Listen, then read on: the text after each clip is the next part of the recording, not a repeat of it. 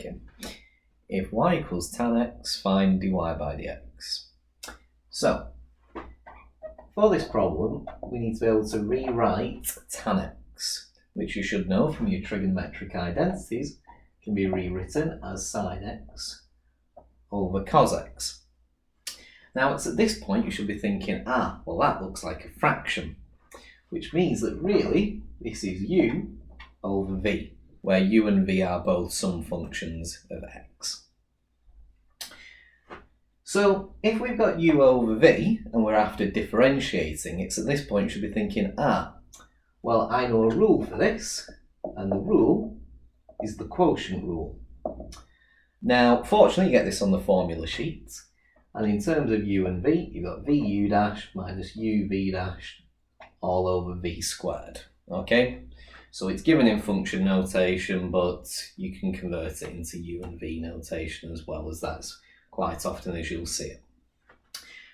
So in order to use this then, we need to find u dash, v and v dash, so let's do that then. So we've got our u, which is sin x, so we need u dashed. Well, we should remember that the differential of sin x is cos x. We have our v, so our v is cos x, and v dash, the differential of that, is minus sin x. Okay, so we've got all our parts. All we need to do now is to substitute in. So therefore, I can say dy by dx is equal to v, which is cos x, times u dash, which is also cos x, minus our u, which is sin x, times our v dashed, which is minus sin x, all over v squared, where v is cos x, and we square that. So we can simplify it. So cos x times cos x, cos squared x, minus sin x times minus sin x, which becomes plus sin squared x, all over cos x squared, or cos squared x. Well, it's this point we should remember that there's another identity lurking in here, cos squared x plus sin squared x, which you should remember is identical to 1.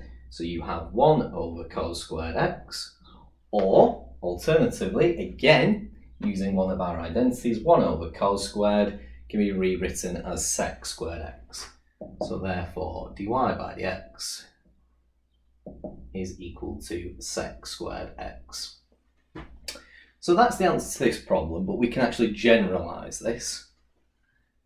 So to generalise this, we can say, well, if we're really looking for y equals tan kx, rather than just tan x, that implies that dy by dx is equal to k of sec squared kx. Okay?